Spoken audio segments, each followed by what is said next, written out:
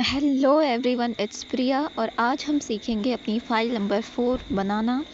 ये है BEd first year से सेशन 2024 एंड 25 और फाइल का नेम है pedology of school subject number first जो कि है हिस्ट्री।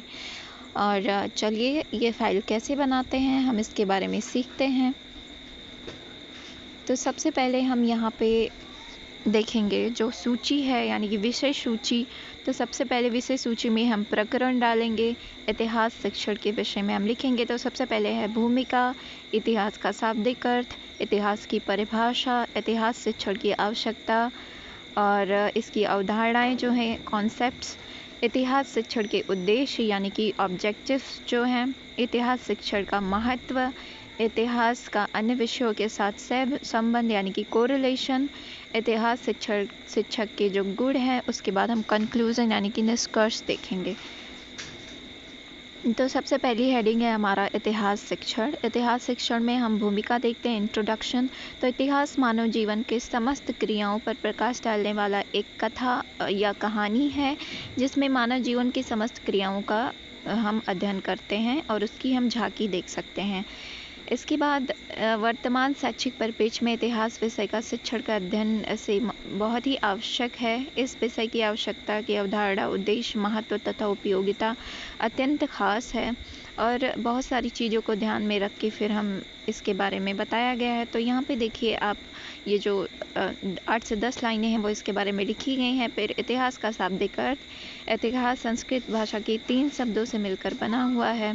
उसके बाद इतिहास शिक्षण की आवश्यकता एवं आधुनिक अवधारणा यानी कि importance and modern concept of history teaching. तो इतिहास शिक्षण की आवश्यकता एक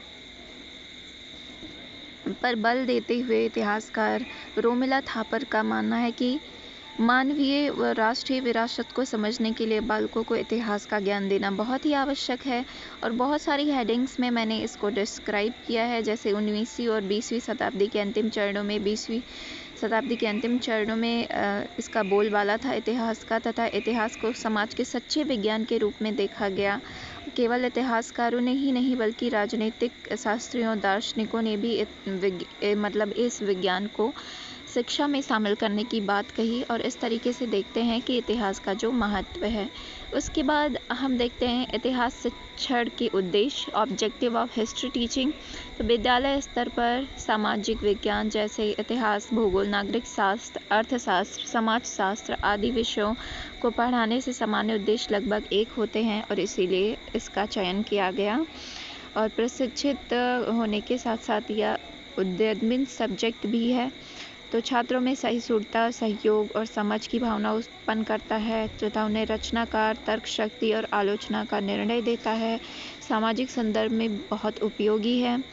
इति धन ह प्लस आस यानी कि इतिहास का अर्थ है ऐसा ही, यानी कि इस प्रकार इसका शाब्दिक अर्थ हुआ कि जो निश्चित रूप से ऐसा ही था। ये हो गया इतिहास का शाब्दिक अर्थ। दूसरे शब्दों में हम यह कह सकते हैं कि जो घटनाएं भूतकाल में घटी हैं और जो कि निश्चित व सत्य घटनाएं हैं, उन्हीं का क्रमबद्ध और विवेचनात्मक विवरण को हम इतिहास कह सकते हैं।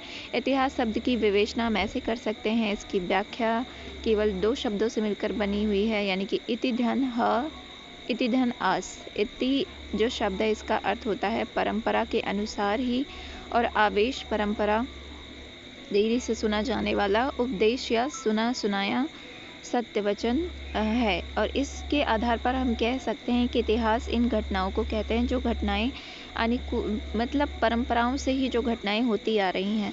उसके बाद इतिहास की परिभाषाएं तो देखेंगे तो मैटलैंड के अनुसार, जोन्स के शब्दों में, डॉक्टर राधाकृष्णन के अनुसार, मैटलैंड के अनुसार बहुत सारी परिभाषाएं हम यहाँ पे इसकी देखेंगे।